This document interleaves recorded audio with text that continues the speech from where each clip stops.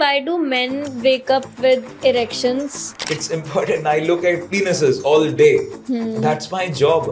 क्योंकि 6-6 साल 7-7 साल पढ़े लिखे लोग सेक्सलेस मैरिज का शिकार हैं. सेक्स हुआ ही नहीं सर. जिम जाने वाले लोग जो प्रोफेशनली इसको फॉलो करते हैं उनके साथ में ये प्रॉब्लम बहुत ज्यादा आती है कि उनका सेक्सुअल ऑर्गन श्रिंक कर जाते हैं. मतलब जितने भी लोगों के हम बहुत एक्स्ट्राऑर्डिनरी कुछ स्टेरॉइड्स वगैरह से ही बनी है, you are sure that they will have a bad sex life. They are indeed having a bad sex life madam. Athlete को बोला जाता है भाई डिस्चार्ज मत करना 1 हफ्ते तक. Okay. You will gain more energy, you will gain more testosterone power because People of which age group are most sexually active? 40 to 50 years. That's strange. 42 साल का पेशेंट है, resides at US, शादी नहीं करना चाहता. अब मैं सिर्फ और सिर्फ हर नेशनैलिटी की फीमेल्स को ट्राई करना चाहता हूँ.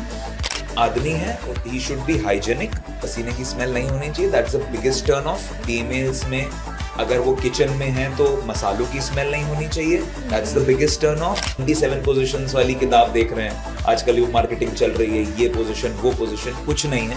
You will end up getting a penile fracture itself. In your study as a doctor, ऐसी कौन सी चीज़ है which you feel that females desire secretly in bed but वो कभी बताती नहीं है?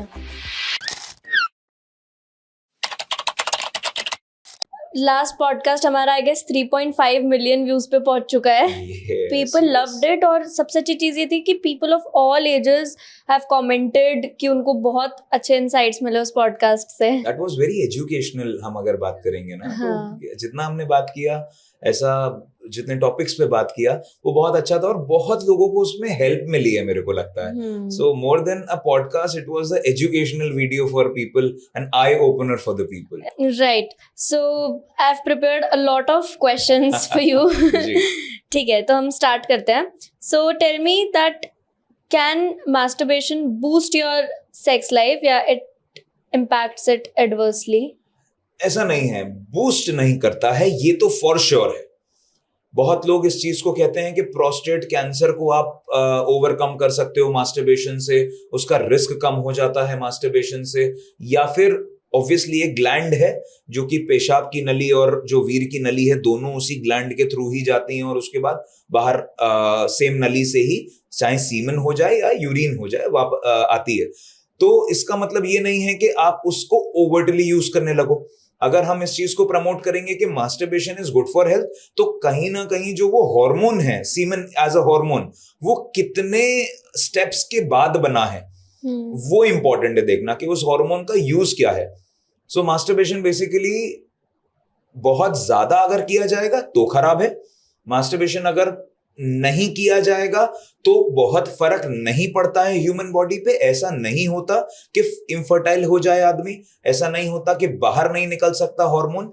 नाइटफॉल एक जो ये प्रक्रिया है, वो इसकी एक ऑटोमेटिक मतलब डिस्चार्ज की प्रक्रिया है. अगर आप नहीं भी करते हो तो भी अपने आप हो जाता है, लेकिन अगर नाइटफॉल भी ज्यादा हो जाए तो भी वो एक इशू माना जाएगा. आपने भी जैसे सीमन रिटेंशन की बात करी, तो इसके कुछ प्रूवन बेनिफिट्स भी हैं. जैसे आप कह रहे हो कि अगर if you masturbate then definitely वो आपकी सेक्स लाइफ को बूस्ट तो नहीं कर रहा है, बट अगर हम सीमन को रिटेन कर रहे हैं, सीमन रिटेंशन से क्या उसके कुछ प्रूवन बेनिफिट्स हैं या फिर सिर्फ वो प्लेसिबो इफेक्ट है? ये प्लेसिबो इफेक्ट नहीं है. सबसे पहले तो हम अगर अभी प्रूफ के बारे में नेक्स्ट स्टेप में बात करते हैं. अगर हम एंशिएंट उसमें चले जाएं, गुरुकुल में कंसेप्ट था ब्रह्मचर्य का. 18 साल तक या 16 साल तक समथिंग वाज देयर कि ब्रह्मचर्य फॉलो करवाते थे. ब्रह्मचर्य का मतलब ही यही होता है कि आप कुछ भी अपने शरीर से बाहर ना निकालें, दैट मींस मास्टरबेट ना करें. अगर हम प्रूफ्स की बात करेंगे तो सबसे बड़े कल्चर की बात करेंगे, नो फैप कल्चर. कहां से आया? वेस्ट से आया. प्रूफ हुए कि भाई बहुत ज्यादा डिस्चार्ज हो रहा था, उनकी जनरेशन्स में एक प्रॉब्लम आ रही थी इंफर्टिलिटी की, इंफर्टिलिटी रेज हो रहा था, सेक्सुअल डिसफंक्शन रेज हो रहा था, तो नो फैप कल्चर आ गया जहां पे लोग मास्टरबेट नहीं कर रहे हैं और 1-1 महीना 2-2 महीना 3-3 महीने तक नहीं कर रहे हैं.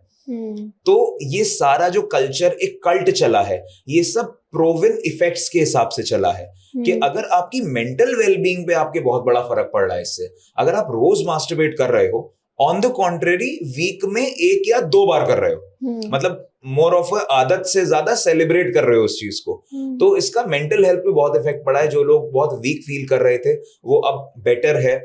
सोचने की क्षमता ज्यादा है, रिटेंशन पावर ज्यादा है ब्रेन में, और मोर ओवर आप एक हेल्दी लाइफ जी रहे हो। जब कभी भी आपको परफॉर्म भी करना होता है तो आप डरते नहीं हो उस चीज से कि मुझे तो सिर्फ मास्टरबेशन की आदत है, मैं तो कैसे सेक्सुअल पेनिट्रेशन पे जा सकता हूँ।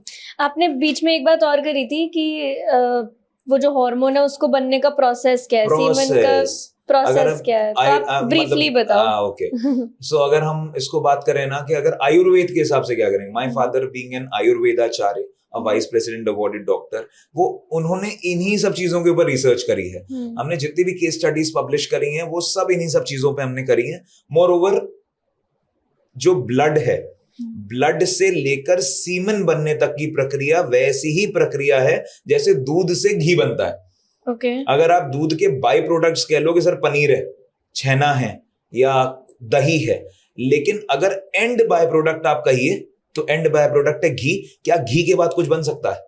नहीं बन सकता। सो आइडियली इसमें 7 स्टेप्स रहते हैं which includes plasma, blood, muscle, fat, bone marrow and then semen. तो अब अगर इन 7 स्टेप्स के बाद में कोई भी हार्मोन बना है, आप उसको खुद से सोच के देखिए कितना जरूरी है उसको अपने शरीर से बाहर निकालना। वो आपके शरीर में रह के ज्यादा पोषण देगा, ज्यादा आपकी स्पर्मेटोजेनेसिस एक बहुत इंपॉर्टेंट प्रक्रिया है। अगर हम उसको सेव करके नहीं चलेंगे, सेवगार्ड करके नहीं चलेंगे और रोज उसको अगर डिस्चार्ज करेंगे तो समवेयर द डेफिसिट जो आपके मेंटल हेल्थ और आपके फिजिकल हेल्थ में आएगा वो बहुत दूर नहीं, मेरे ख्याल से विद इन 5-10 ईयर्स आपको देखने को मिल जाता है। Is it true that doing sex कोई competition से पहले या कोई sport से पहले it can negatively affect our athletic performance? जैसा कि हमने बात किया था ना कि ब्लड प्लाज्मा से सीमन तक का सफर बहुत क्रूशियल सफर है, और एंड में आपके बोन मैरो के भी बाद, bone marrow is considered as very important part, bone marrow के बाद में सीमन का स्पर्मेटोजेनेसिस का पार्ट आया है। Right. Penetrative sex athletic performance को डेफिनेटली डाउन करता है क्योंकि सीमेन बाहर चला गया, रिकवरी सिस्टम बॉडी में चालू हो गया। लेकिन अगर एथलीट रिकवरी सिस्टम के टाइम पे अपना बेस्ट देने की बात कहेगा तो अपने आप में वो दोनों ऑपोजिट चीज है। ऑन द कॉन्ट्ररी अगर एथलीट को बोला जाता है भाई डिस्चार्ज मत करना 1 हफ्ते तक, you will gain more energy, you will gain more testosterone power because testosterone in itself is a power hormone for a male। अगर हम बात करेंगे आर्मी में तो जवान में टेस्टोस्टेरोन सबसे इंपॉर्टेंट चीज है। अगर जवान में हर साल जो टेस्ट होते हैं, हर 6 महीने पे जो टेस्ट होते हैं, अगर टेस्टोस्टेरोन कम आ रहा है तो उनको टेस्टोस्टेरोन की थेरेपीज दी जाती है, उनको बूस्ट करने को बोला जाता है, एफर्ट्स करने को बोला जाता है। तो ये सारी चीजें क्या है, सेक्सुअल हार्मोन या फिर स्पर्म या सीमन डिपेंडेंट होती हैं कि आपकी एनर्जी जितनी देर तक वो अंदर है, अगर वो अच्छे रेंजेस में है तो अच्छा है, लेकिन अगर आप उसको डिस्चार्ज कर रहे हो तो आपकी परफॉर्मेंस भी गिर जाएगी। जो बच्चे भी आजकल आप देखते हो कि मास्टरबेट करने के बाद बोलते हैं कि सर मेरे को याद बहुत ज्यादा हो जाता है, लेकिन वो उनका एक डल फेज है, उसके बाद उनकी रिटेंशन पावर नहीं रह जाती है। तो ये भी नहीं करना चाहिए। जो बच्चे लोग कर रहे हैं पढ़ाई करने के लिए मास्टरबेट कर रहे हैं, उनको वो भी नहीं करनी चाहिए। एथलीट्स तो खैर is a no show only. अब थोड़ा सा जिमिंग की तरफ चलते हैं। सो डू यू थिंक कि gymming and high protein diet can impact sexual performance? देखिए डायरेक्टली इम्पैक्ट नहीं है इसका, gymming is very good. Okay.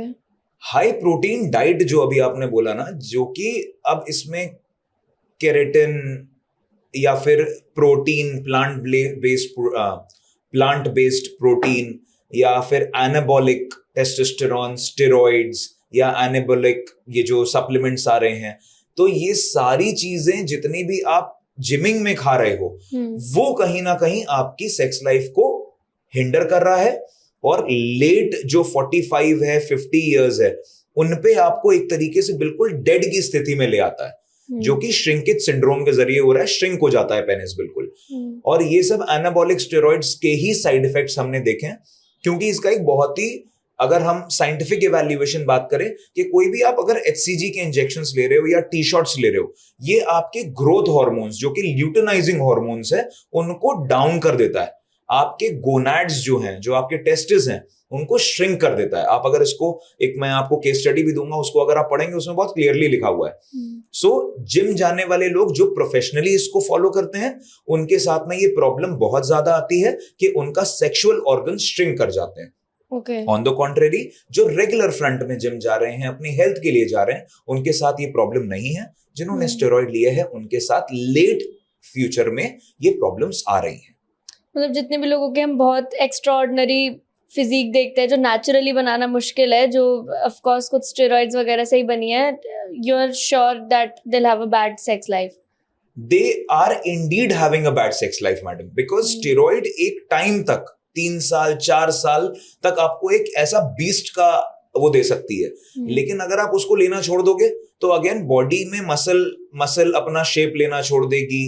कहीं ना कहीं वो एटीपीज जो रिलीज होते हैं, एडिनोसाइन ट्राइफॉस्फेट्स, वो उतने रिलीज होने बंद हो जाएंगे। आप एक डिक्लाइंड स्टेट पे जाओगे। जिनने लिया हुआ है उनको कहीं ना कहीं रिलेट कर पा रहे होंगे, लेकिन जरूरी है, ये बहुत जरूरी है कि जितने भी ये जिम्स हैं और जहां पे ट्रेनर्स हैं जो नॉन डॉक्टर्स हैं, जो कि इंजेक्टेबल्स और एनाबॉलिक स्टेरॉइड्स या फिर जो भी XYZ प्रोटीन्स और सब कुछ जो प्रिस्क्राइब कर रहे हैं, उनसे ना लें, इसको डॉक्टर के जरिए लें। डॉक्टर आपका बॉडी, BMI, BSA, बहुत अलग अलग मापदंड हैं, उनके हिसाब से आपको आपके गोल को अचीव करने के लिए हेल्प भी कर सकता है, और आपको लेना चाहिए या नहीं लेना चाहिए उसकी राय भी दे सकता है। एंड इसमें स्मोकिंग एंड ड्रिंकिंग का आपको सेक्स लाइफ के ऊपर क्या इम्पैक्ट दिखता है?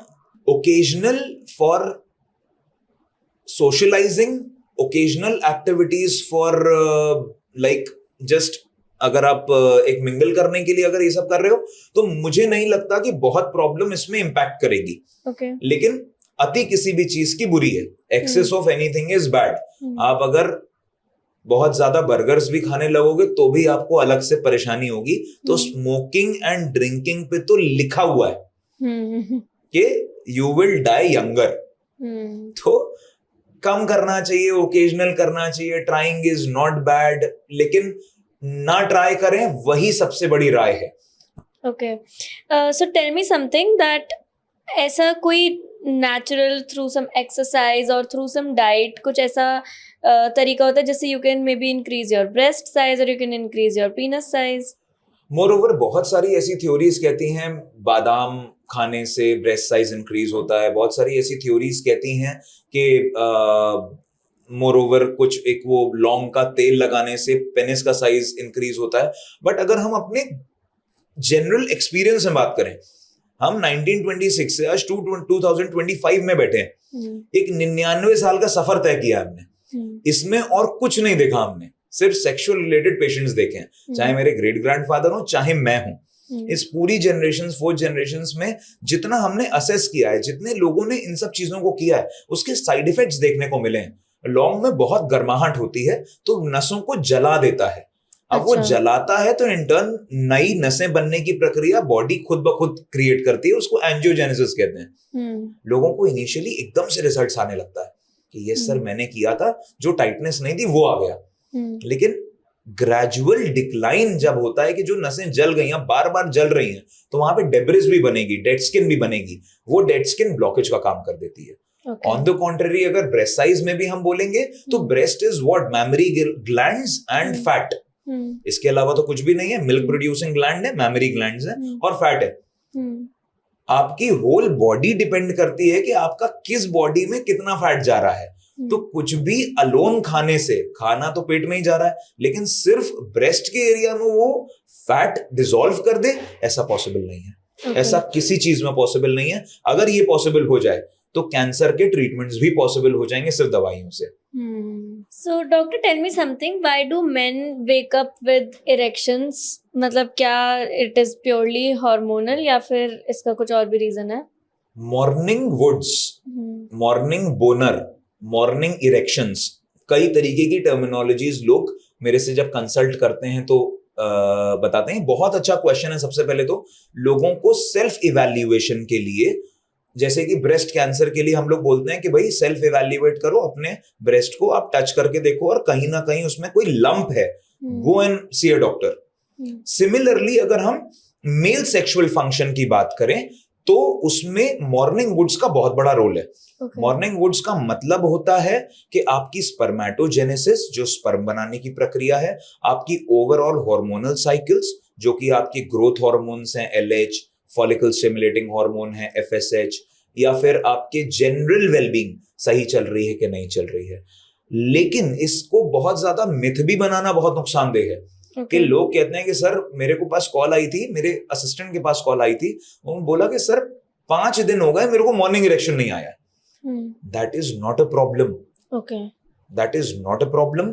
बहुत लोग इस चीज के लिए भी ट्रीटमेंट, आप इधर उधर आप एड्स देखोगे और ये सब करोगे, बहुत लोग इस चीज के लिए भी ट्रीटमेंट दे देते हैं कि लो ये दवा ले लो, ये टाडालाफिल ले लो, ये सिल्डेनाफिल ले लो। लेकिन इस चीज को साइकोजेनिक इवैल्यूएशन से ट्रीट किया जा सकता है।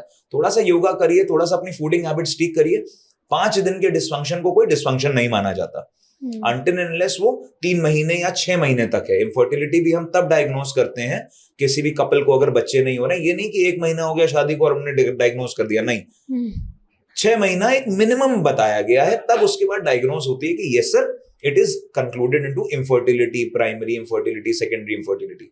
तो मॉर्निंग वुड्स आर एक मापदंड है मेल इंफर्टिलिटी या मेल फर्टिलिटी को बैलेंस करने का। लेकिन जिनके 3 महीने से ज्यादा मॉर्निंग इरेक्शंस या पेनिस में रिटेंशन पावर नहीं आ रही है, पेनिस श्रिंक हो रहे हैं, उनको मेडिकल अटेंशन की बहुत आवश्यक है। और जिनके आ रहे हैं और जो एक अच्छी एज पे हैं अपनी, उनको कोई भी समस्या नहीं है, वो एंजॉय करें अपनी लाइफ को and they are very much good to go. Okay, also tell me कि इज इट, ये बस एक मिथ है या इसके पीछे कोई साइंटिफिक रीजन भी है that if a woman is having frequent sex then vaginal muscles can become loose? नहीं, ये बिल्कुल सत्य बात है, ये बिल्कुल सही है। क्योंकि vaginal muscle alone in the body is the muscle जो सबसे ज्यादा स्ट्रेच हो सकती है। एक बच्चे का सर का डायामीटर आप देखो, क्योंकि वजाइनल डिलीवरीज में क्या होगा, सर्विक्स से वजाइना से होते हुए बच्चा बाहर आएगा। आप इतना बड़ा बच्चा अगर वजाइना से वो करो तो आप उसकी इलास्टिसिटी को इमेजिन कर सकते हो कितनी है। ऑन द कॉन्ट्रेरी बहुत रफ सेक्स, बहुत मल्टीपल मतलब पार्टनर सेक्स, तो उससे क्या होता है, लेबिया माइनोरा और मेजोरा जो आगे वाले फ्रंट होते हैं वो लूज हो जाते हैं। अंदर अगर जो मसल्स हैं वो अपने आप को इतनी जल्दी लूज नहीं होने देते, बिकॉज उसमें एक मतलब जिसे कहेंगे कि एक रिपेयर सिस्टम का काम करता है, बिकॉज हाईली वैस्कुलराइज्ड रहती है। जैसे आपकी मुंह की स्किन, ठीक है, कि हाईली वैस्कुलराइज्ड रहती है। ऐसा नहीं है कि मुंह का आपका चबाने का स्ट्रक्चर ढीला पड़ जाएगा अगर आप बूढ़े होंगे, नहीं, दांत वांत में प्रॉब्लम आ सकती है। सिमिलरली अगर हम वजाइनल लूजनिंग की बात करेंगे, yes this occurs post menopausal, सबसे ज्यादा अकर होता है जो लोग 45, जो फीमेल्स 45 साल 50 साल के ऊपर हैं। पोस्ट मेनोपॉज के बाद उतने हॉर्मोन्स वहां पे जाने कम हो जाते हैं, तो ड्राइनेस आने लगती है, लूजनिंग आने लगती है। This happens after delivery. अगर हम पोस्ट पार्टम बोले, पोस्ट बच्चे की डिलीवरी, अगर वजाइनल डिलीवरी हुई है तो होता है, लेकिन वो over the period of time वापस से नेचुरल स्टेट में आ जाता है, क्योंकि उसकी खुद की क्षमता है। ऑन द कॉन्ट्ररी अगर मल्टीपल सेक्स पार्टनर्स की बात करेंगे, क्योंकि 3 ही रीजन है, पोस्ट मेनोपॉजल जिनके मेनोपॉज, जिनके मेंसेस बंद हो गए हैं, पोस्ट पार्टम जो डिलीवरी वजाइनल डिलीवरी हुई है जिनकी, वो भी ठीक हो जाता है, और पोस्ट अगर हम बात करेंगे जो टीनेज के बाद में बहुत एक्सेसिव जो सेक्सुअल एक्टिविटी लोग कर रहे हैं और मल्टीपल सेक्स पार्टनर्स के साथ कर रहे हैं, बिकॉज अलग अलग एंगल से अलग अलग उन चीज को स्ट्रेच करना या कुछ भी करना, ये अलग अलग लोगों के साथ पॉसिबल है। ऑन द कॉन्ट्ररी अगर सिंगल सेक्स पार्टनर है, जनरली ये प्रॉब्लम्स लूजनिंग की नहीं आती, लेकिन टाइटनिंग इज वेरी इंपॉर्टेंट, क्योंकि ये ऑर्गेज्म में भी आपको एक बहुत बड़ा एक लॉस देती है। अगर लूजनिंग होगी तो सामने वाले मेल को भी ऑर्गेज्म नहीं आएगा, आपको भी नहीं आएगा। तो उसी के लिए टेक्नोलॉजी है एक एल्मा डुओ, जिसको अभी हम लोग पहली बार उत्तर प्रदेश में लेके आए हैं अपनी क्लिनिक में। ये टेक्नोलॉजी से विद इन 6 सिटिंग्स, हम लोग 3 सिटिंग्स मानते हैं क्योंकि रिजल्ट्स हमको 3 सिटिंग्स में आ गए। 15 मिनट के सेशंस, जो क्लिटोरस वाला एंड है उसके ऊपर हम लोग देते हैं 15 मिनट के सेशंस, कोई चीरा सुई नहीं लगती, और हम उसके ऊपर प्लेस करते हैं। नर्व एंडिंग्स को वो रीजनरेट कर देता है, फ्लूइड रिटेंशन को रीजनरेट कर देता है, and with in like 3 weeks people मतलब अपनी आंखों के सामने बोलते हैं कि सर इट हैज, कपल्स बोलते हैं मेरे को, sir it has grown like anything. तो ये पोस्ट मेनोपॉज में भी देखा गया है। तो अच्छा। अगर लूजनिंग होती है तो उसका सोल्यूशन भी है, और नर्व एंडिंग्स को मैनेज करना उसका बहुत अच्छा सोल्यूशन है। पास में भी आपने काफी अच्छे अच्छे ट्रीटमेंट्स के बारे में बताया, जी। बट इस इंडस्ट्री में से कौन सी ट्रीटमेंट्स आप देख रहे हैं जो एकदम खराब है और लोगों को नहीं कराने चाहिए? पेनिस के ऊपर फिलर्स कराने लगे हैं। अच्छा। लोग अपनी लेबियाज में फिलर्स कराने लगे हैं। लोग अननेसेसरी फिलर्स से क्या होता है?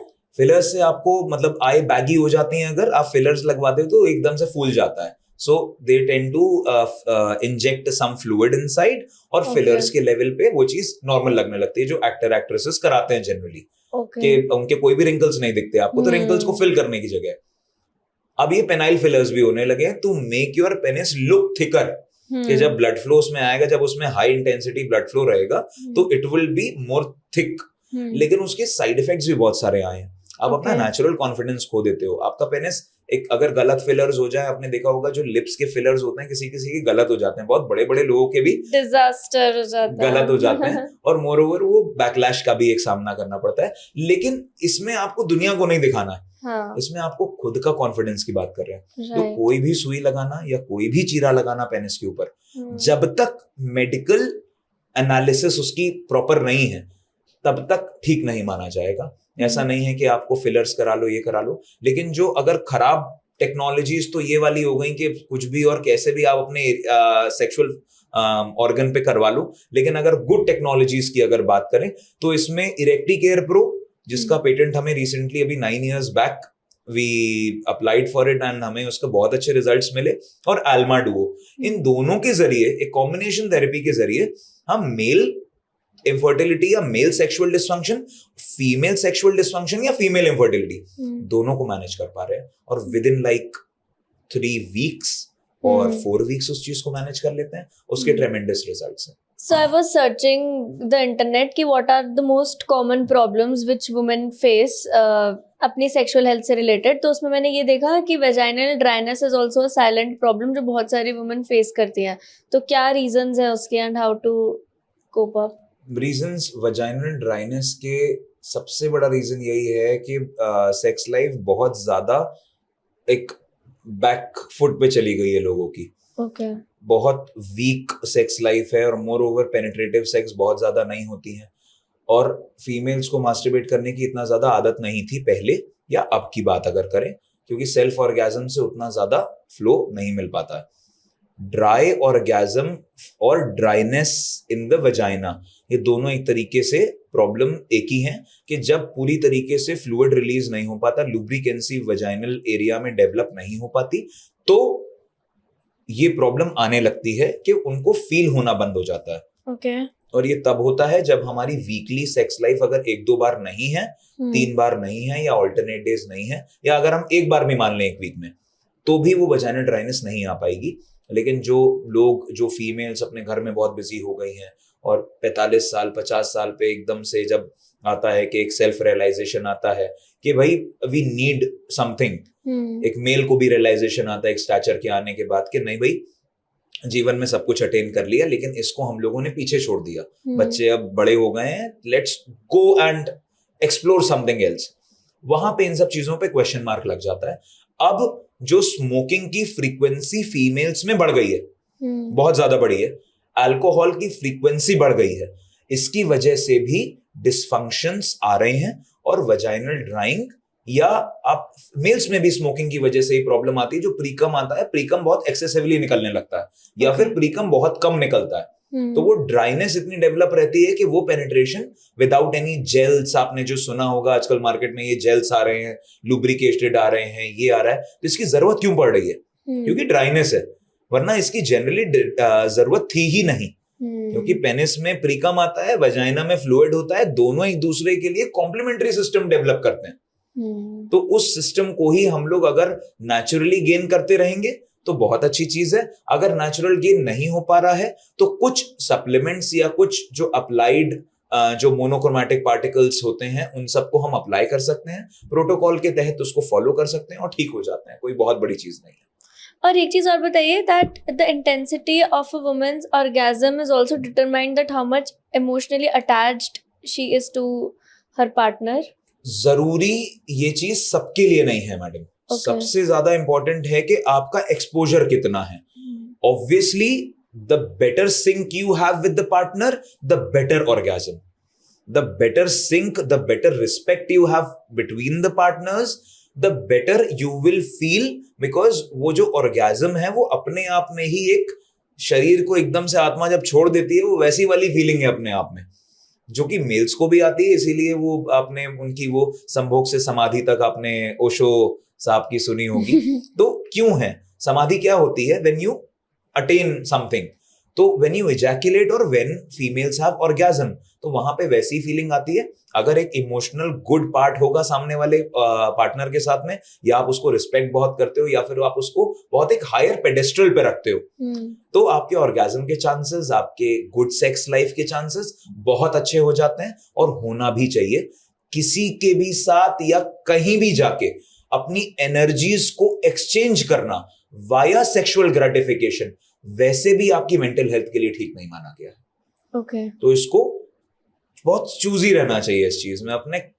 मैंने बताया ना, whatever goes inside your body, चाहे वो खाना हो, चाहे वो सेक्सुअल पेनिट्रेशन हो, you have to take care what it is, how it is, like where it is coming from. और अगर जरूरी है तो इमोशनल एक बॉन्डिंग होनी चाहिए उनके साथ. और इसमें फेक ऑर्गेजम्स के भी बहुत एक डिस्कशन है ओवर द इंटरनेट, दैट अगर if a woman is faking her orgasm, तो क्या it affects the relationship adversely, या फिर वो हमेशा साइलेंट ही रहती है उस बारे में? ऐसा नहीं है. देखिए, फेक ऑर्गेजम्स क्यों होते हैं, रीजन क्या है? क्योंकि वो अपने मेल पार्टनर को रिस्पेक्ट करती है, क्योंकि वो उसको लेट डाउन नहीं करना चाहती, क्योंकि वो उनको नीचा नहीं दिखाना चाहती कि भाई तुमसे कुछ नहीं हो पाता है. हम पिक्चरों में देखते हैं, इतनी इजीली बोल देते हैं, लेकिन हमारे यहाँ की इंडियन फीमेल्स ऐसे नहीं बोलती. भाई आज अगर अच्छा सेक्स नहीं हुआ है, पहले तो हो रहा होगा, लेकिन अगर हो सकता है लास्ट वीक बहुत अच्छा हुआ था, इस वीक अगर मैंने थोड़ा फेक भी कर दिया, कि या मेल ने फेक कर दिया या फीमेल ने फेक कर दिया. बहुत बार फीमेल्स अलाउ नहीं करती हैं कि नो, नॉट टुडे, हार्मोनल ऐसी साइकिल्स नहीं चल रही हैं. तो ऐसा नहीं है कि मेल उस चीज को फेक करने लगेगा. भाई बताते हैं. उसी तरीके से फीमेल्स अपने ऑर्गेज्म अगर फेक करती है, अगर इस चीज को रेगुलरली कर रहे हो, तो you have to talk to your partner. अगर इस चीज को अगर आप ओकेजनली कर रहे हो, वेरी रेयर ओकेजन, तो कोई प्रॉब्लम नहीं है. स्ट्रेस भी एक बहुत बड़ा कारण होता है, जहां पे मेल परफॉर्म कभी कभी नहीं कर पाता. कोई मेल अल्फा मेल नहीं होके आया है. हर किसी का काम है, ऑब्वियसली कुछ ना कुछ तो करता होगा. अगर कुछ नहीं भी करता होगा तो भी सेक्स लाइफ बहुत अच्छी नहीं चल रही है. अगर कहीं और मतलब बिजनेस अगर आप कर रहे हो, जॉब कर रहे हो, हर चीज में कहीं ना कहीं स्ट्रेस इन्वॉल्व है, या फिर आपका गट हेल्थ ही खराब है अगर, या फिर आपको ब्लोटिंग हो रही है सिर्फ, उस दिन भी आपकी सेक्स लाइफ अच्छी नहीं जाएगी. लेकिन उसकी वजह से खरी खोटी सुनाना सामने वाले को, उससे बेटर है कि आप उनको लेट डाउन ना करके आप उनको रिस्पेक्ट करते हो, आप उनको फेक कर देते हो तो ठीक है. लेकिन अगर बहुत लंबे समय तक कर रहे हो ना, जो कि फीमेल्स में इंडियन में बहुत ज्यादा है, बहुत लंबे समय तक फेक करती है, उनको पता ही नहीं चलता है, ऐसे 10-10, 15-15 साल निकाल देते हैं, तो अपना पीक सेक्स लाइफ निकाल देते हैं. तो ऐसे भी केसेस बहुत सामने आए हैं. तो नहीं करना चाहिए, लेकिन कभी कभी अगर रिस्पेक्ट का वो है, बहुत ज्यादा हिंडर नहीं कर रहा है आपको, तो फिर कोई हर्जा भी नहीं. Very nice. एक बात और बताइए, ऐसा हम सुनते हैं, देखते हैं कि सम पीपल फील डिसगस्टेड या फिर इमोशनली डिटैच्ड फील करते हैं पोस्ट ऑर्गेज्म, तो इसका क्या रीजन आपको लगता है, एंड इज इट नॉर्मल? ये बिल्कुल नॉर्मल है मैडम. सबसे पहले जरूरत क्या है, ऑर्गेज्म क्या चीज है? आपके जो रिसेप्टर्स हैं, डोपामिन रिसेप्टर्स मान लेते हैं, एकदम से अच्छे लगने की फीलिंग आपको आती है, लेकिन उसके बाद यू फील कि भाई I need a personal space.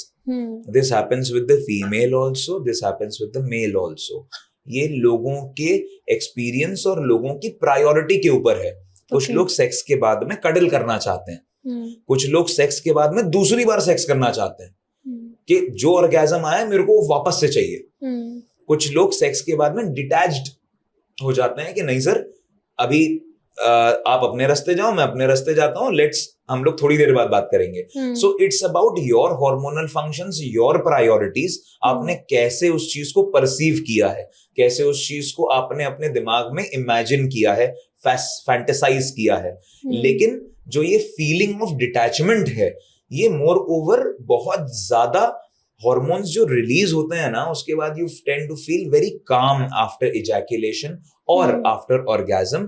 तो वो कामनेस वाला इफेक्ट आप सेक्लूडेड होके एंजॉय करना चाहते हो, और ये बहुत मेल्स में होता है कि वो उसके बाद में सेक्लूडेड रहना चाहते हैं, थोड़ा सा अपने में रहना चाहते हैं। इसको फीलिंग ऑफ डिटैचमेंट का रूप अगर मान लीजिए तो वो भी ठीक है, लेकिन एक थोड़ा समय अगर कोई भी इजैकुलेशन या ऑर्गेज्म के बाद ले रहा है तो वो गलत नहीं है, ठीक है अपने आप में। अच्छा, आई हैव एक थोड़ा सा अलग question. As a sexologist, tell me one thing which you wish that men should know about sex, and then tell me one thing which women should know about sex. As a sexologist, अगर हम बात करें ना कि जितने लोग भी, अगर मेन की बात करें, जितने लोग भी ये प्रॉब्लम फील कर रहे हैं ना कि सर प्री मैच्योर की प्रॉब्लम है बहुत बड़ी, मैं आपको बता रहा हूं प्री मैच्योर की प्रॉब्लम बहुत बार ऐसा होता है कि आपको ट्रिक्स यूज करनी पड़ती है। ओके। कि अगर आप फर्ज कर लीजिए 40 बार अगर आप पेनिट्रेटिव सेक्स कर रहे हो, 40 टाइम स्ट्रोक कर रहे हो, अगर आप 30 बार में, और आप जानते हो कि मैं 40 टाइम पे इजैकुलेट हो जाऊंगा, आप अगर 30 टाइम्स पे पोजीशन चेंज कर लो, सिमिलरली आप जैसे गाड़ी के गियर चेंज करते हो फॉर द स्मूथ ड्राइविंग, अगर आप पोजीशंस चेंज कर लो 3-4 पोजीशंस, तो वो आपकी एक बहुत अच्छी 20 मिनट 10 मिनट 15 मिनट की सेक्स लाइफ बना सकता है। अगर ये मैं बहुत बड़ी एक सीक्रेट बता रहा हूं कि अगर लोगों को फॉलो करने लगे, अगर 10 बार भी किसी की पावर है कि सर मैं 10 बार में पेनिट्रेट करके डिस्चार्ज हो जाता हूं, you stop at 5, you stop at 6, you change the position, you do some tricks and some kind of like अपने हिसाब से ही आप वो कर सकते हो। अगर आप इतना सा भी कर लेते हो ना, तो आपकी ओवरऑल सेक्सुअल लाइफ ठीक हो जाएगी, आपको कोई ट्रीटमेंट की आवश्यकता नहीं पड़ेगी, क्योंकि अगर इरेक्शन आ रहा है तो बॉडी ठीक है। लेकिन अगर प्री मैच्योर बहुत ज्यादा है, जिन लोगों को ऑटो इजेक्शन का प्रॉब्लम होता है कि सर हम ओवर सेंसिटिव ग्लैंड्स हैं, हम डिस्चार्ज ही हो जाते हैं, उनको ट्रीटमेंट की जरूरत है। लेकिन जिन लोगों को 40-50 स्ट्रोक वॉल्यूम्स हैं, उनको ट्रीटमेंट की आवश्यकता नहीं है। तो लोग अगर इस चीज को एक गियर शिफ्टिंग वाली टेक्निक को अगर फॉलो करने लग जाए, तो it would be a better front for them when talking about males. When talking about females gratification, जो सेक्सुअल ग्रेटिफिकेशन है, वो हमारे पुराने कामा सूत्र में भी लिखा हुआ है, वो तभी आता है जब female is on the top. Okay. It the penis as an organ can be tilted towards ऊपर, कैन बी टिल्टेड टुवर्ड्स नीचे, कैन बी स्ट्रेट। ओके। अब आपकी जितनी वॉल्स हैं वजाइना की, आप उन सारी वॉल्स को आप अगर ऑन द टॉप हो, अगर female being on the top, तो एक तो वो एक शक्ति का एक बहुत बड़ा वो रहता है कि because female is in self like शक्ति में उस चीज का एक वो लिया गया है। तो एक माइंडसेट वैसा है कि अगर आपके हाथ में वो कंट्रोल है, if you are on the top of your man, तो आपको सेक्सुअल ग्रेटिफिकेशंस, ऑर्गेज्म बहुत जल्दी आते हैं। सो प्री मैच्योर अगर किसी का हो भी रहा है, किसी मेल का, क्योंकि जनरली इंडियंस में हमने देखा है कि मिशनरी पोजिशन को एक स्टार्टिंग पोजीशन माना गया है। ऐसा नहीं था, ऐसा पहले कभी नहीं था। Missionary position, main being on the top, was never the starting of the sex life. अगर डीप इनसाइड कामा सूत्रा में जाओगे, डिफरेंट पोजीशंस होती थी, but men was never on the top. Okay, I was seeing एक रील ओशो की भी, and he was telling this कि ये missionary is bought by Christian missionaries. Yes. अब I don't know about that, उसका कोई भी साइंटिफिक बैकिंग नहीं है। I don't know है भी कि नहीं है, मैंने उसके बारे में रिसर्च नहीं करी। बट अगर हम कामा सूत्रा की तरफ जाएंगे, ओशो साहब भी अच्छी बात कर रहे थे, कुछ भी गलत नहीं बोल गए। तो अगर हम कामा सूत्र भी जाएंगे, अब जो बेसिक सी बहुत हमारी नॉलेज है about sexual gratification, how sex should be done, what it is and what it actually denotes, आपकी पर्सनालिटी क्या डिनोट करता है, सिर्फ वही चीज नहीं डिनोट करता है, वो एक आपकी इंटरनल पर्सनालिटी है, इंटरनल कॉन्फिडेंस है। ऑन द कॉन्ट्ररी, आप कहीं भी और कैसे भी जाके मास्टरबेट कर रहे हो या सेक्स कर रहे हो, वो एक तरीके से आप अपनी चीजों को वेस्ट कर रहे हो, आप सेलिब्रेट नहीं कर रहे हो। बट उनका तो कहना ये था दैट मिशनरी करना ही नहीं चाहिए उनको, मतलब मतलब देखिए, it is a sexual position. अगर अच्छी सेक्स पोजीशंस की हम बात करें तो 7-8 ही हैं जो कि एक एवरेज लोग कर पाएंगे। अब अल्फा मेल और हर कोई नहीं है। लोग 97 पोजीशंस वाली किताब देख रहे हैं आजकल, वो मार्केटिंग चल रही है, ये पोजीशन वो पोजीशन, कुछ नहीं है। You will and up getting a penile fracture itself, बहुत लोगों को ऐसी प्रॉब्लम्स आ रही हैं आजकल, क्योंकि सेडिज्म आप अगर उसमें देखोगे ना, BDSM, so BDSM is what, एक तरीके की सेक्सुअल ग्रेटिफिकेशन करने की तकनीकें हैं, लेकिन हर कोई वो नहीं करता। अगर आप 4-5-6 पोजीशंस भी अगर आप केटर कर लोगे ना अपनी एक अच्छी कंफर्टेबल स्टेट में, अब भाई अगर किसी की टमी निकली हुई है तो निकली हुई है, यू कांट, और आप वो पोजीशंस, आप कुछ ऐसी पोजीशंस उसके साथ में नहीं कर सकते until unless you have a flexible body। तो अगर आप 4-5-6 पोजीशंस भी अगर सेट कर लेते हो ना, आपकी अच्छी सेक्स लाइफ कहीं नहीं गई है। But people legit get penile fractures. Yes, they do। और आपके पास ऐसे केसेस आते हैं? Definitely madam. अच्छा। आज 99 इयर्स में अगर मैं अपना अगर सिर्फ 10 साल निकाल लूं, हाँ। 10 साल की मेरे एक्सपीरियंस है, उसमें ही मैंने ओपीडी में रोज नहीं बट मंथ में 2-3 ऐसे केसेस होते हैं जो कि पेनाइल फ्रैक्चर कंप्लेंट करते हैं बिकॉज उन्होंने रफ सेक्स या फिर लूज पेनिस के साथ में सेक्स करने की या पेनिट्रेटिव कोशिश करी है, और मोर ओवर वो सामने वाले को दिखाने के लिए करी है कि मैं डिस्चार्ज नहीं हुआ, but they tend to discharge but they still go on, लेकिन वो बताते नहीं है, लेकिन लूज हो जाता है, देन वो एक तरीके से पेनाइल टिश्यूज का रप्चर शुरू हो जाता है। अच्छा। वो दबने लगती है, वही प्रॉब्लम क्रिएट करता है। In your study as a doctor, ऐसी कौन सी चीज है which you feel that females desire secretly in bed but वो कभी बताती नहीं है?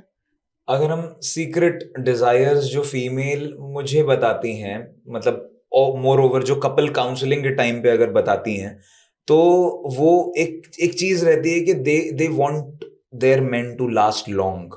Okay. अगर दे कैन, बिकॉज हमारा जो एक परसेप्शन रहा है ना, जो पॉर्न से रहा है, फीमेल्स ने भी देखी है, मेल्स ने भी देखी है कि लास्ट लॉन्ग वाला स्ट्रक्चर रहा है और कुछ नहीं है।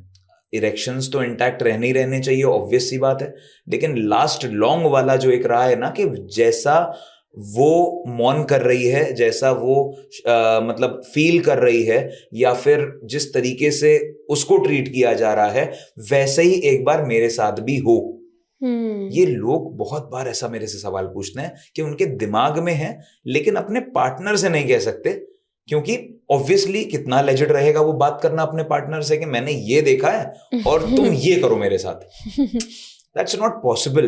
बट कपल काउंसलिंग में जब एक फ्रैंकनेस डेवलप हो जाती है, बिकॉज अरेंज मैरिजेस होती हैं, पहले 4-5 साल तो आप बहुत फ्रैंक हो ही नहीं पाते हो, लेकिन उसके बाद में जब एक फ्रैंक एटीट्यूड आता है तो दे बहुत ही दबे शब्दों में मेरे से बोलती हैं कि sir something that can make him last longer, या फिर जो कुछ सर अगर 15-20 मिनट तक भी हम लोग 25 मिनट तक भी अगर हम लोग सेक्स कर सकें तो, because I want to attain that orgasm, सिर्फ एक नहीं, I want to attain 3 orgasm, कि मैं ऑर्गेजम हो रहा है लेकिन मैं तब भी पेनिट्रेट हो रहा है।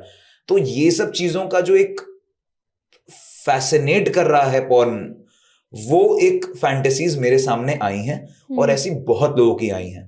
मेल्स भी करना चाहते हैं वही काम, वैसे ही कि कभी कभी बहुत मेल्स इस चीज को देखते हैं कि मिसट्रीट करना अपने पार्टनर को, या फिर स्लैप करना अपने पार्टनर को, या फिर सबसे ज्यादा जो है कि लोग बाल ग्रैब कर लेना पार्टनर के, उसको सेक्सुअल ग्रेटिफिकेशन का एक मापदंड समझ लिया सबने, जबकि ऐसा नहीं है। Okay. आप किसी के भी, वो तो सामने वाले का है, वो अलाउ करता है नहीं करता है, लेकिन whenever you tend to try all these things, there is a mutual respect that you share. Okay. People usually do one night stands, people usually do anonymous वाला वो जो सेक्सुअल आजकल चल रहा है कि भाई नाम भी नहीं पूछा और सेक्स किया, और जो अपने ग्रेटिफिकेशंस थे उनको पूरा कर लिया। बहुत बार female ends up getting bruises on her face। ऐसा बहुत बार ये डेटिंग एप्स में, और ये जो फीमेल्स या मेल्स मेरे पास ओपीडी में ऐसे ही मास्क लगा के आ जाते हैं, उसके बाद बताते हैं कि आई मे हैव एसटीडी क्योंकि मेरे साथ ये हुआ। बट ऑब्वियसली अपनी चॉइस से कोई भी गया है तो उस चीज को एलिगेट तो नहीं करेगा। तो सेक्सुअल ग्रेटिफिकेशन का जो मापदंड है जो पॉर्न ने बना रखा है, वो कहीं ना कहीं गलत है। इसको हमें फैसिनेट नहीं करना चाहिए। जो मेल और फीमेल का लंबे समय तक सेक्सुअल पेनिट्रेशन करने की चाहत है वो गलत नहीं है।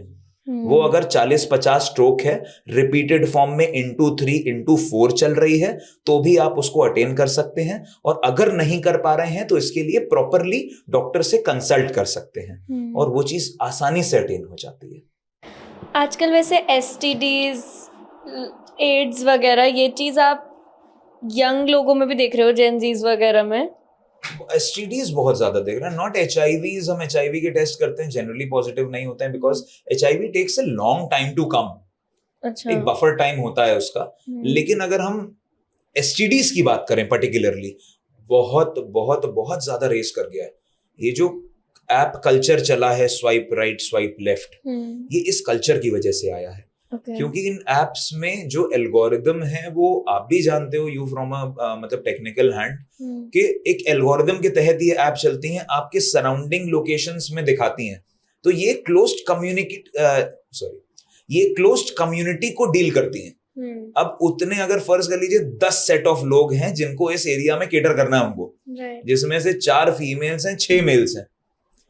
अब इन 4 फीमेल्स को बार बार सेक्सुअल ग्रेटिफिकेशन चाहिए, अलग अलग लोगों के साथ चाहिए। इन 6 मेल्स को बार बार सेक्सुअल ग्रेटिफिकेशन चाहिए और अलग अलग लोगों के साथ चाहिए। तो इन सबको जो ये मिक्स मैच कराता है, एक पार्टनर से दूसरा, दूसरे पार्टनर से तीसरा, तो वो कहीं ना कहीं एक साइकिल बन जाती है। अच्छा। ये क्लोज्ड कम्युनिटी साइकिल एसटीडीज को प्रमोट करने में बहुत बड़ा रोल प्ले करती है। क्या है कॉमन एसटीडीज?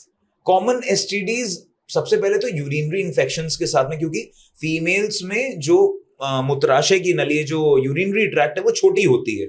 मेल्स में उनके मुकाबले थोड़ी लंबी नली होती है। मेल्स में इतनी जल्दी यूटीआई नहीं आ पाता, यूरिनरी ट्रैक्ट इन्फेक्शन, जो कि ई कोलाई बैक्टीरिया के जरिए होता है। जनरली हम लोग जब यूरिन कल्चर कराते हैं तो ई कोलाई बैक्टीरिया उसमें आता है और यूरिन की रिपोर्ट्स थोड़ी सी एबनॉर्मल आने लगती हैं। और मोर ओवर उसके साथ में these people complaint of white discharge, कि कुछ सर दही जैसा या कुछ ऐसा फटा दूध जैसा कुछ डिस्चार्ज हो रहा है और इचिंग हो रही है। ये 3 चीजें प्राइमरीली फीमेल्स लेकर आती हैं। और इसका रीजन बहुत सारे अलग अलग, अगर हम स्टाफ ऑरिस की बात करें, ऑर्गेनिज्म की, या ई कोलाई की बात करें, या कोई भी अलग अलग ऑर्गेनिज्म की बात करें, वो हर कल्चर में अलग होते हैं। तो it depends body to body किस तरीके के इन्फेक्शन लेके आए हैं। कभी कभी एसटीडीज में जो वेनेरियल डिजीजेस हैं वो भी लेकर आ जाते हैं लोग, जो कि सेक्सुअली ट्रांसमिटेड डिजीजेस के अंडर आता है। हर्पीज लेके आ जाते हैं, जो हर्पेटिक इन्फेक्शंस होते हैं, जो कि फैलते बहुत तेजी से हैं। ये सब वायरल इन्फेक्शन है। फंगल इन्फेक्शंस भी लेकर आते हैं। लेकिन अगेन, इन सारी चीजों को ट्रीट करना एक प्रॉपर डॉक्टर को डिसाइड करना चाहिए। जो लोग मेडिकल स्टोर से दवाएं खरीद लेते हैं कि सर मेरे को ये हो रहा है, वो ट्यूब दे दो, तो वो एक व्हाइट कलर की ट्यूब या फिर वो स्टेरॉइड दे देगा।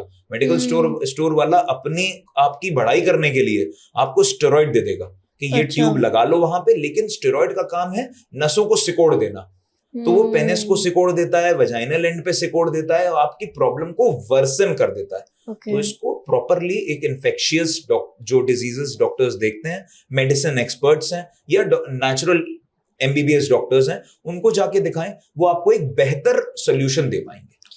आपने एड्स के लिए बोला कि वो आपको बहुत टाइम बाद पता चलता है, मतलब अगर आपको हो जाता है तो ऐसा कितने टाइम बाद पता लगता है? 90 डेज की जनरली साइकिल देखते हैं, 45 डेज पे एनालिसिस करते हैं।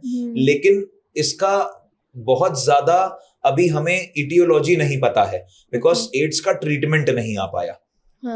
इसका ट्रीटमेंट नहीं है, इसीलिए वो एड्स है, एक हवा है बहुत बड़ा। जिस दिन ट्रीटमेंट आ गया वो हवा भी नहीं माना जाएगा। तो ये इंपॉर्टेंट है कि हम उसका ऑनसेट क्या है, उसकी अवेलेबिलिटी क्या है, कि कहाँ पे वो जी रहा है हार्मोन, कहाँ पे वो इन्फेक्शन आया है और कैसे वो रिग्रेस करने वाला है या कैसे आगे बढ़ने वाला है। ये दोनों चीजें डिपेंड करती हैं। लेकिन इसकी इटियोलॉजी बहुत स्पेसिफिक नहीं आई है अभी हमारी किताबों में। Okay, so I was reading a study that women are said to find men's smell attractive. So what else can men do to, spice up their sex life? कामा सूत्रा में एक इसका पूरा का पूरा चैप्टर दिया हुआ है, एक पूरा सेक्शन है स्मेल। स्मेल बहुत बड़ा रोल प्ले करता है आपकी सेक्स लाइफ को स्पाइस अप करने के लिए। अगर हम उस किताब के हिसाब से भी जाए ना, तो फीमेल्स में भी from the neck to your toe, अलग अलग एरियाज में, फ्रॉम योर कमर टू एवरीवेयर, अलग अलग एरियाज में अलग अलग स्मेल का प्रावधान दिया गया है. कि when you come from it would be milder, when you go down it will be deeper, and whenever you go more down it will be more intense.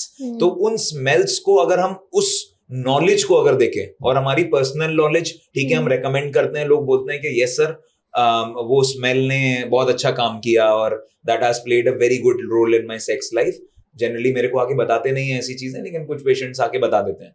लेकिन अगर हम उस चैप्टर को पकड़े, smell plays a very very very crucial role, important role in your sex life. Okay. और moreover अगर एक आदमी है, he should be hygienic. पसीने की स्मेल नहीं होनी चाहिए, that's the biggest turn off. Females में अगर वो किचन में है तो मसालों की स्मेल नहीं होनी चाहिए, that's the biggest turn off. या फिर किसी भी चीज की, किसी भी एनवायरमेंट में आप रह रहे हो, जैसे हम अगर बात करें पर्सनली कि हम दवाइयों के बीच में हॉस्पिटल एनवायरनमेंट में रहते हैं, सो माय कपड़ा स्मेल्स लाइक अ हॉस्पिटल वाली जो एक वो स्मेल आती है ना, वो बीटाडीन वाली और वो वाली जो स्मेल्स आती हैं. सो जिस भी एनवायरनमेंट में ऑक्यूपेशनल जो भी है, लोगों को उस स्मेल से बाहर निकल के उसके बाद में सेक्सुअल उस पे जाना चाहिए. और मोर ओवर एक स्मेल और अच्छा हाइजीन को डिपेंडेंट है कि अगर वो क्रिएट करें, अगर एक ऑरा बना के रखें अपना, तो वो बहुत स्पाइस अप करेगा आपकी सेक्स लाइफ को. Okay. People of which age group are most sexually active? 40 to 50 years. That's strange, but okay. That's very strange because sexual orientation और मोर ओवर कॉन्फिडेंस, या फिर आप कह लीजिए डर, इस एज तक खत्म हो जाता है. Okay. स्टैचर आपको मिल जाता है, आप जो अचीव करना चाहते हो किसी को मिल गया है, कोई फिर भी लगा हुआ है. लेकिन सबसे ज्यादा जो एक फ्री माइंडेड सेक्स मैं बोलूंगा, मैं फ्रीक्वेंसी की बात नहीं करता, फ्री माइंडेड और अच्छे सेक्स की बात करूंगा, वो 40 से 50 साल के बीच में लोग कर रहे हैं और मोर ओवर उसके ऊपर ध्यान भी दे रहे हैं. Okay. अगर हम बात करेंगे 20 साल से 30 साल के लोगों की, या फिर 30 साल से 40 साल के लोगों की, उनकी भी सेक्सुअल ओरिएंटेशन बहुत अच्छी है, फ्रीक्वेंसी बहुत अच्छी है, लेकिन क्वालिटी अच्छी है कि नहीं है, ये क्वेश्चन मार्क है. Because you are a sexologist और आप इतने सालों से इस फील्ड में काम कर रहे हो, तो आपके पास बहुत अलग अलग स्टेट से बहुत सारे लोग आते होंगे. तो according to the Indian geography, ऐसे कौन से स्टेट्स आप देखते हो जहाँ पर लोग सबसे ज्यादा सेक्सुअली ड्रिवन है? मोर ओवर ये बहुत अच्छा क्वेश्चन है, ये हमारी टीम में डिस्कस होता है. Okay. कि मोर ओवर अगर हम स्टैट्स की भी बात करें ना, तो सबसे ज्यादा और सबसे अच्छी सेक्स लाइफ जो ये कर्नाटक साइड है ना, जो ये थोड़ा सा वो वाला एरिया है, तमिलनाडु कर्नाटक वाला साइड, उसकी साइड हो रहा है. Okay. क्योंकि इनके जो फंक्शंस हैं, बॉडी फंक्शंस हैं, मोर ओवर कह लीजिए स्किन टाइप अगर कह लें, क्योंकि पेनाइल स्किन, वजाइनल स्किन, ऊपर का जो स्ट्रक्चर रहता है, उसमें जो एक टाइटनेस है, इतनी जल्दी उसमें वो नहीं आ रही, झुर्रियां नहीं पड़ रही हैं, या फिर इतनी जल्दी लूजनिंग नहीं हो रही, क्योंकि मेलेनिन बहुत ज्यादा है.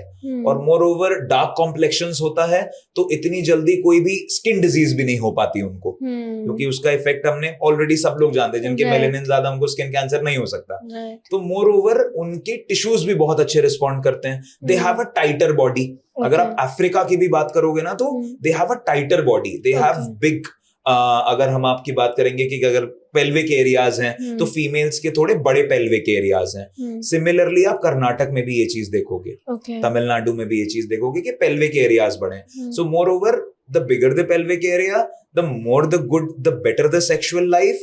और ये लोग सबसे अच्छा सेक्सुअल लाइफ एंजॉय कर रहे हैं, और इनमें प्रॉब्लम्स भी बहुत कम है. जो लोग माइग्रेट कर रहे हैं उनमें प्रॉब्लम्स हैं बैंगलोर में, या फिर हमारे बैंगलोर के अगर पेशेंट्स की बात करें, उनके माइग्रेटरी पेशेंट्स बहुत सारे हैं, लेकिन स्पेसिफिकली वो करें तो वहां से पेशेंट्स हमारे बहुत कम हैं. ओके. आपको क्या लगता है, what is the biggest reason for dull unfulfilled sex life amongst the couples? बात नहीं करते आपस में. Communication is the key to anything possible. पाइलॉन्स बहुत ज्यादा हैं. डल इसलिए है क्योंकि पाइलॉन्स हैं, पाइलॉन्स इसलिए हैं क्योंकि मन में बात रखी है। अगर आप किसी भी एक स्पेस में आते हो और आपको पता है कि ये आप अगर ऑफिस में जाते हो, अगर आपकी पता है आपको पेंडेंसीज हैं इन लोगों के पैसे देने हैं, और अगर वो क्लाइंट स्पेस में बैठे हुए हैं आपका ऑफिस आने का ऑरा ही बदल गया।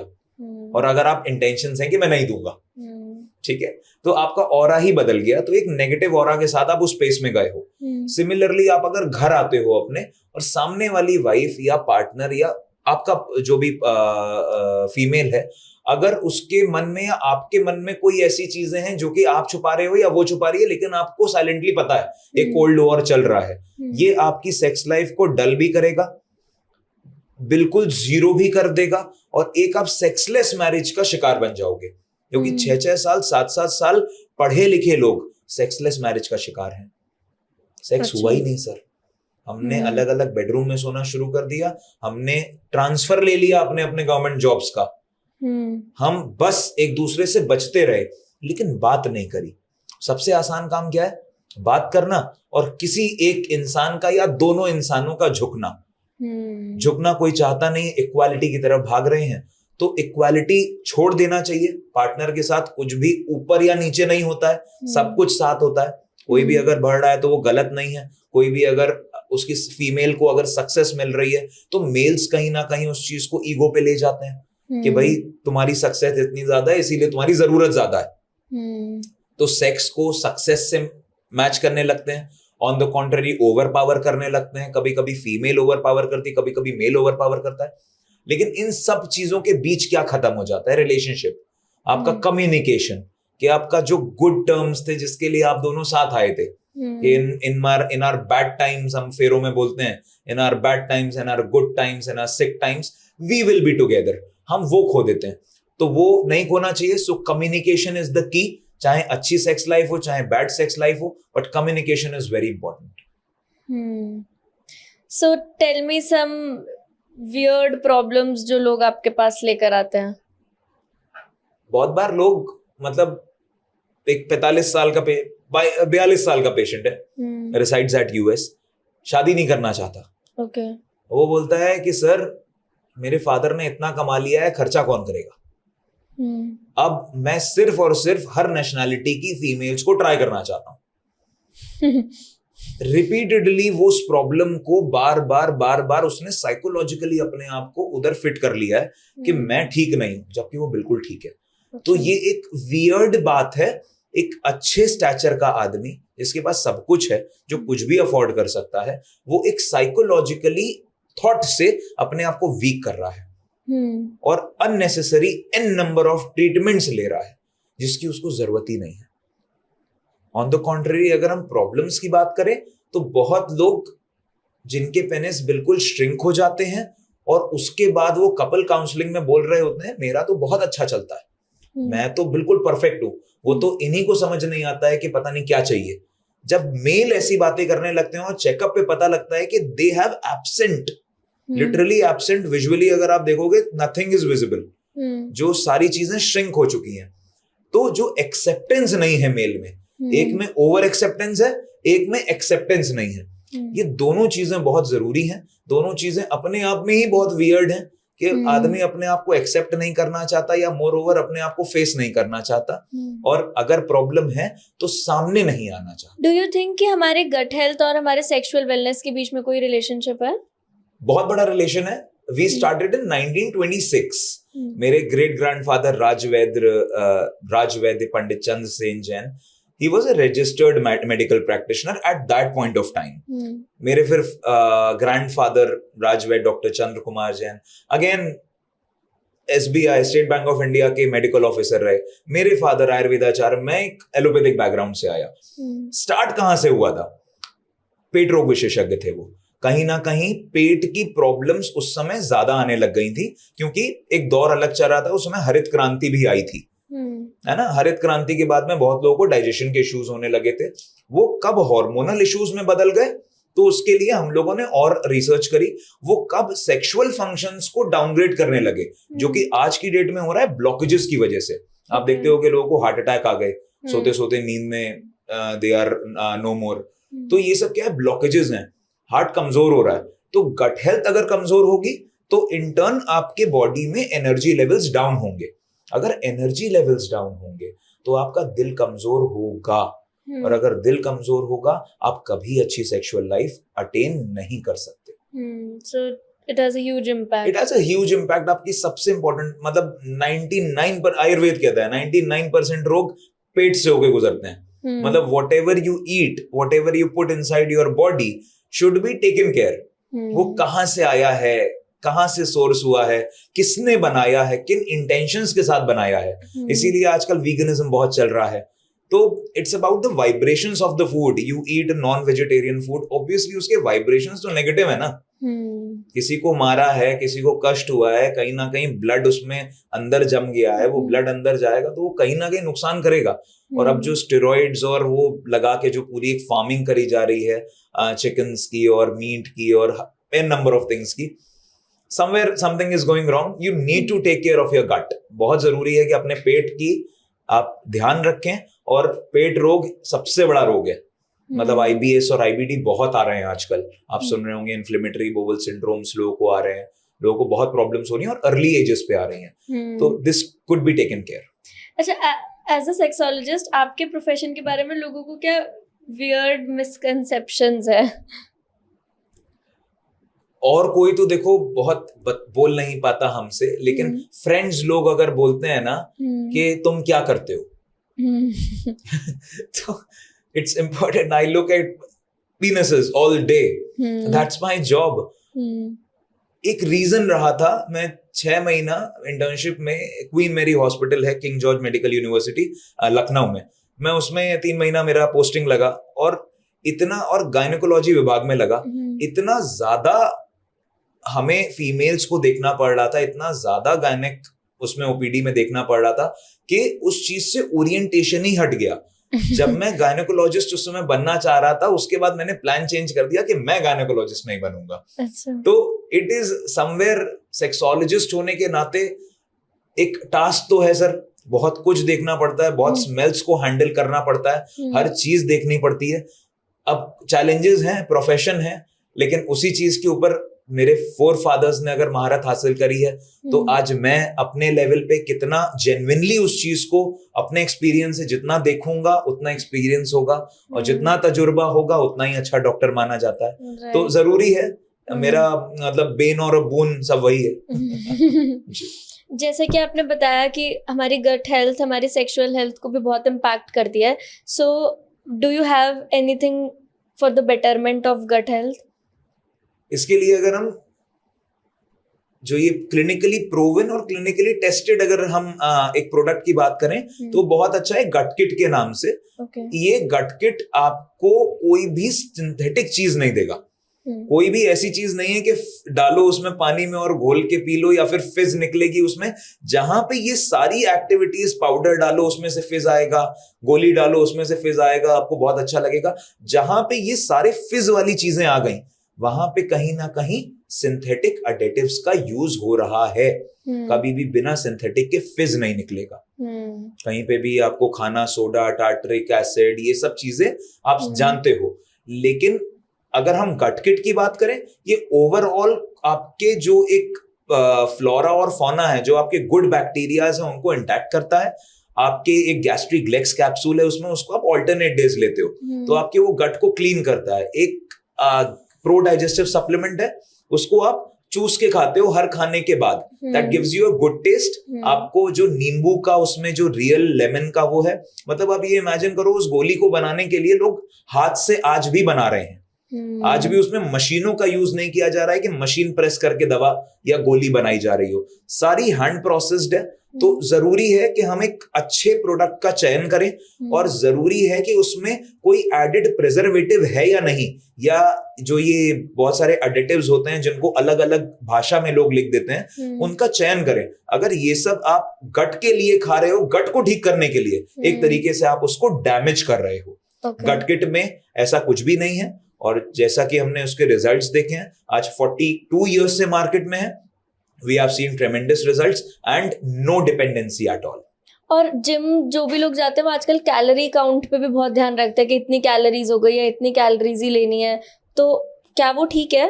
मैंने आज सुबह सुबह एक सवाल किया है, मेरे साथ में धीरज थे, उनसे मैंने पूछा भाई सुबह सुबह क्या खा के आए हो? He said कि भाई केला खा के आए। मॉर्निंग में 5 बजे 7 बजे 8 बजे अगर आप केला खा रहे हो, तो मैंने कहा ये आपने फूड खाया या फ्यूल की तरह खाया? तो सामने वाले ने बोला कि फ्यूल की तरह खाया। तो whenever you count your food into calories, into carbohydrates, protein, fat, fiber, तो आप उसकी इंटेंसिटी के साथ खेल रहे हो। जबकि अगर हम बात करें कि भाई रास्ते में हमने उसके बाद में बहुत अच्छी मिर्ची की पकौड़ियां खाई, अच्छी चटनी के साथ खाई, हमें बहुत अच्छा लगा, तब मैंने ये सवाल किया कि तुमने फूड खाया या फ्यूल लिया? तो उसने बोला कि भाई फूड खाया। मैंने कहा मन खुश हुआ? हाँ भाई मन खुश हुआ। तो food is always always regulated to your mind and brain का कितना अपलिफ्टमेंट हो रहा है, आप कितना खुश हो रहे हो खा के। ऐसा नहीं है कि सिर्फ फ्यूल की तरह आप सिर्फ सैलेड खा रहे हो। कहीं ना कहीं आप कैलोरीज काउंट करने, एफडीए बोलता है 500 कैलोरी होनी चाहिए एक दिन में मील्स के साथ, मतलब एक मील में एक आदमी की। किसी किसी को बोलता है लेकिन कि भाई अगर कोई मेडिकल कंडीशन है तो उसको 350 कर दो, किसी की मेडिकल कंडीशन है तो उसको 650 कर दो।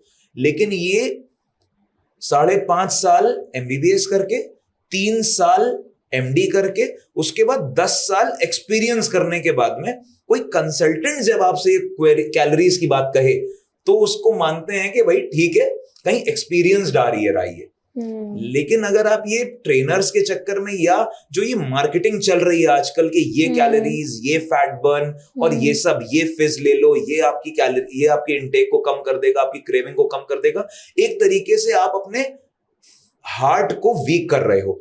आप अपनी मेंटल वाइब्रेशंस जो कि फूड से एक हैप्पी वाइब्रेशंस आती थी, आप उसको खाने को उन सब मापदंडों में तौल के कहीं ना कहीं अपने डिप्रेशन की ओर जा रहे हो, क्योंकि अच्छा खाना नहीं खा पाओगे तो खुशी कहां से मिलेगी दिन भर में। तो इंपॉर्टेंट है कैलोरी काउंट ना करें, अपने खाने को कहां से सोर्स हुआ है, अगर वो रीहीटेड ऑयल में बना है कि नहीं बना है उसमें, या फिर आपके घर में ही जो भी बन रहा है, जो आपकी मदर फादर या आप सिंगल रह रहे हैं खुद कुक करें, तो उसके वाइब्रेशंस को जब आप इनहेरिट मतलब आप धारण करते हो ना, वो आपको पोषण देता है।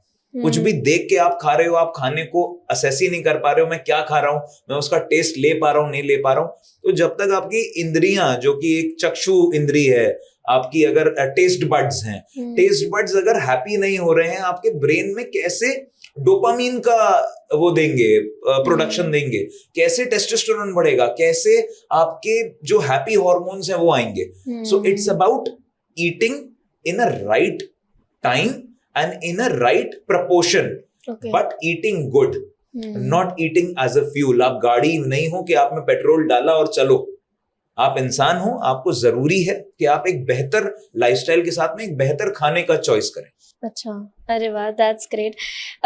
टू कंक्लूड दिस, एक फाइनल क्वेश्चन आप और बताइए कि कॉर्पोरेट वर्ल्ड में बिकॉज स्ट्रेस इतना ज्यादा होता है, तो वो स्ट्रेस कैसे सेक्स लाइफ इम्पैक्ट कर रहा है?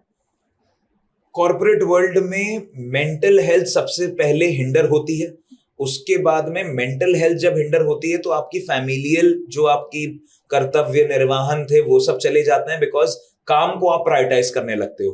अगर आपका पर्सनल हेल्थ, फैमिलियल हेल्थ आपकी डैमेज होती है तो सेक्स लाइफ डैमेज होने लगती है। ये सारी चीजें लैंड अप कहां करती हैं कि भाई सेक्सुअल ग्रेटिफिकेशन के लिए लोग एक्स्ट्रा मैरिटल अफेयर्स में चले जाते हैं, क्योंकि घर पे तो वो सुख मिल नहीं रहा, हम उसको एक्स्ट्रा मैरिटल में ले लेते हैं, कहीं से तो सुख मिले। वहां से आपकी मेंटल डिप्रेशन का समय शुरू होता है। वो डिक्लाइन जो आपका है, आप उसको साइकाइट्रिस्ट के पास जाते हो, थेरेपिस्ट के पास जाते हो, डॉक्टर्स के पास जाते हो, सबके पास जाते हो, लेकिन आप उस कमी को जब तक अपने हेल्थ के रूप में ट्रीट नहीं करते हो, जब तक आप उसको अपने ओवरऑल मतलब हेल्दी एटीट्यूड नहीं लेकर चलते हो, या पार्टनर के साथ एक अच्छा एटीट्यूड नहीं लेकर चलते हो, आप ट्रीट नहीं कर पाते हो। ऑन द कॉन्ट्रेरी, अभी एक वर्कशॉप हुई थी हमारी बहुत बड़ी कॉर्पोरेट कंपनी के साथ में। उस वर्कशॉप में करीब 800 लोग थे। 800 लोगों की, और उन एचआर की डिमांड हमसे ये थी कि सर बिना दवा दिए हुए, बिना कुछ भी, क्योंकि कोई दवा नहीं खाना चाहता हमारे यहाँ, आप कुछ ऐसा कर सकते हो कि ये लोग मेंटली बहुत अच्छे हो जाएं। तो सेक्सुअल और मेंटली जब हमने उनकी वर्कशॉप ली है, उस मुंबई में ये वर्कशॉप थी, तो उनकी वर्कशॉप में ये चीज देखी गई कि उनकी सेक्सुअल लाइफ 90% लोगों की एक तरीके से बहुत नेगेटिव चल रही है। और ये नेगेटिविटी उनके मेंटल स्ट्रेस की वजह से है, जो कॉर्पोरेट कल्चर है, जो शीट्स के ऊपर जो उनको जितनी फास्ट तरीके से काम करना है, उन सब रीजंस की वजह से उनकी मेंटल हेल्थ चली गई। खाना पीना, वर्क फ्रॉम होम शुरू कर दिया तो एक जगह सेडेंटरी लाइफस्टाइल हो गई, और इन टर्न उनकी सेक्सुअल लाइफ, गट हेल्थ खराब हुई तो ब्लोटिंग शुरू हो गई, हेल्थ बहुत ज्यादा डिमिनिश होने लगी, सेक्सुअल हेल्थ खराब हो गई। सिर्फ कुछ मनूवर से, सिर्फ कुछ टेक्निक से, जो कि इरेक्टी केयर प्रो हम बताते हैं कि इरेक्टी केयर प्रो है, और भी कई टेक्नोलॉजीज हैं जिसमें कोई भी सुई नहीं लगती, कोई भी चीरा नहीं लगता, कोई अलग से एनेस्थेटिक या एडमिट करने की जरूरत नहीं होती। उसके बिना हम लोग आपको 1 सेशन, 2 सेशन या 3 महीने में 1 सेशन मात्र से आपकी सेक्सुअल लाइफ को बेटर करते हैं, गट हेल्थ आपकी बेटर हो जाती है, बॉडी में एक नई एनर्जी लेवल्स आने लगती हैं। तो कॉर्पोरेट कल्चर्स में इन थेरेपी सिस्टम्स का बहुत बड़ा रोल माना गया है, अदर देन मेडिसिन्स। तो जरूरी है कि बहुत सारे लोग जो कॉर्पोरेट्स हैं वो अपने एम्प्लॉइज का ध्यान रखें, उनको सेक्सुअल वेलनेस के लिए भी प्रमोट करें। Yes, it is a taboo, but somewhere if they will be sexually gratified, अगर उनको एक अच्छा लाइफ चल रहा है, वो मेंटली भी बहुत अच्छे होंगे, उनका जो रिसोर्स मैनेजमेंट है, उनका जो एफर्ट्स हैं, वो भी कंपनी के लिए ज्यादा लगाएंगे, इन टर्न सबकी ग्रोथ है। सो विन विन सिचुएशन। या दैट्स ग्रेट। आजकल मार्केट में बहुत सारे डीले कॉन्डम भी चल रहे हैं, ऐसे स्प्रेज भी होते हैं, बहुत सारे सेलिब्रिटीज भी इनको प्रमोट कर रहे हैं। सो आपको क्या लगता है, ये काम करते हैं या फिर ये बस एक मार्केटिंग गिमिक है? डेफिनेटली काम करते हैं, बहुत लोगों के साथ काम भी कर रहे हैं, बहुत लोग इन्हीं के ऊपर डिपेंडेंट हो गए हैं। अच्छा। लेकिन इनका कंटेंट अगर आप देखोगे ना, तो इसमें सुन्न करने वाली दवा पड़ी हुई है, जैसे लिग्नोकेन जेलीज होती हैं, जो हम लोग एनेस्थीसिया ऑपरेशंस के टाइम पे यूज करते हैं। डेंटिस्ट उसको, दांत अगर आपका कुछ भी ट्रीटमेंट करें तो उसको लगा देंगे, वहां पे एक इंजेक्शन लगा देंगे, उसका टाइमलाइन मतलब बायो अवेलेबिलिटी अगर बॉडी में उसकी बोले तो बहुत कम होती है, 15-20 मिनट रहती है। लेकिन आपकी नर्व एंडिंग्स जो पेनिस के ऊपर हैं, ऑन द कॉन्ट्ररी जो वजाइना के ऊपर, जो क्लिटोरिस के ऊपर नर्व एंडिंग्स हैं, उसके ऊपर बार बार अगर सुन्न करने वाली दवा आप लगाओगे, एक टाइम पे आपको फील होना ही बंद हो जाता है कि सर इरेक्ट तो रह गया, लेकिन जितना फीलिंग्स थी वो चली गई। ये सबसे बड़ी प्रॉब्लम है। अब क्या है, ये प्रियापिज्म में भी एक वो हो जाती है कि इरेक्शन 1-1 घंटे तक चल रहे हैं, 2-2 घंटे तक चल रहे हैं। बहुत सारे ऐसे मिक्स इंजेक्शंस भी आजकल प्रमोट कर रहे हैं, लेकिन ठीक है, बहुत जिनमें इम्पोर्टेंसी है वो भी कर सकते हैं। लेकिन जो ये स्प्रेज आ रहे हैं, जो ये अननेसेसरी क्रीम्स आ रही हैं, बाम्स आ रहे हैं, ये अनरेगुलेटेड मानूंगा मैं इनको। इनके लिए प्रॉपरली ट्रीटमेंट कराना चाहिए। जरूरी है कि आप डिलेड कॉन्डम्स क्यों इस्तेमाल कर रहे हो, क्योंकि आप जल्दी इजैकुलेट कर जाते हो, लेकिन उसका यूज किसी सिंथेटिक और डेंजरस एनेस्थीसिया का लगा के करना, वो कहीं ना कहीं नुकसान है।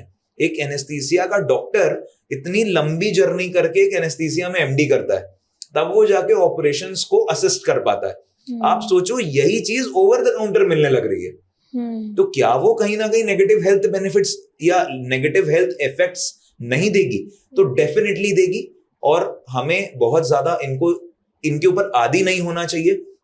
कभी कभी यूज करना इज फाइन, बट अगर प्रॉब्लम है तो प्रॉब्लम स्टेटमेंट, उसकी भी एक सोल्यूशन हमें लेके जाना चाहिए, जो कि बहुत बार natural therapy systems, Alma Duo या इरेक्टी केयर प्रो, या छोटी छोटी मनूवर्स, टेक्निक्स, या फिर कुछ बेसिक दवाइयां जैसे कॉन्ड्रियन किट हम लोग प्रिस्क्राइब करते हैं, 15 दिन में इस प्रॉब्लम को रिजॉल्व कर देता है, क्योंकि ब्लॉकेजेस के एंड पे रहता है ये सारा। तो ये प्रॉब्लम आपकी रिजॉल्व भी हो जाती है, और आपको इन सब घातक दवाइयों की आवश्यकता नहीं पड़ती। डॉक्टर, लास्ट पॉडकास्ट में भी हमने इस बारे में बात करी थी that you have a very wonderful legacy. आप थोड़ा सा प्लीज उसके बारे में दोबारा बताइए। 2026 में हम लोग 100 इयर्स सेलिब्रेट करने वाले हैं।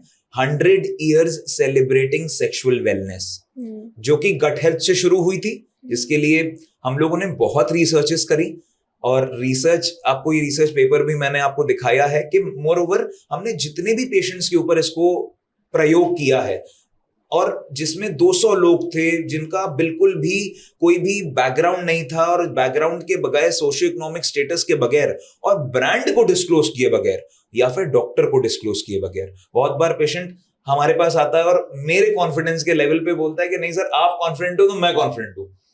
अब इन सब अगर चीजों को भूल जाए, अगर लोग मेरे पास नहीं आ पा रहे हैं, तो कॉन्ड्रियन किट और हाई पावर किट के ऊपर जो स्टडीज हमने करी हैं, हर उसके ऊपर QR कोड भी हमने लगाया हुआ है, सबको पढ़नी चाहिए। वो स्टडीज हैज वर्क ट्रेमेंडस। तो हम लोग जो 100 साल अपने पूरे कर रहे हैं ना, तो उसमें हमें मिला क्या? हमें स्टडीज हमने दिया सोसाइटीज को, जो कि CTRI गवर्नमेंट की बॉडी है, उनके साथ में करते हैं। इनके साथ में हमने पेटेंट्स लिए, जो कि टेक्नोलॉजीज और थेरेपी सिस्टम्स, जो कि लोग इम्प्लांट्स और इंजेक्शंस के लेवल पे लोग डिपेंडेंट हो रहे थे, उनको उस चीज से निकाल के थेरेपी सिस्टम्स में, जिसमें सुई चीरे का इस्तेमाल नहीं है, जिसमें लोगों का कॉन्फिडेंस वापस आ रहा है। नई टेक्नोलॉजी, और अगर कहें कि highest technology of Israel, US, Alma Duo, जो कि FDA अप्रूव्ड भी है, हम उनके कॉम्बिनेशंस को भी कर रहे हैं। ये भी नहीं कि सिर्फ हम अपनी टेक्नोलॉजी को बताएं, हम जहां से भी हमें गुड रिजल्ट्स मिलेंगे, जहां से भी अगर FDA बोलता है कि ये रिसर्च पेपर्स परफेक्ट है, हम उसको प्रयोग करके, जितने हमने रिसर्च देखी, जितने हमने इंटरनेशनल डॉक्टर्स हैं उनसे भी जो रिसर्चेस, कॉन्फ्रेंसेस में बात करी, रिजल्ट्स ट्रेमेंडस हैं।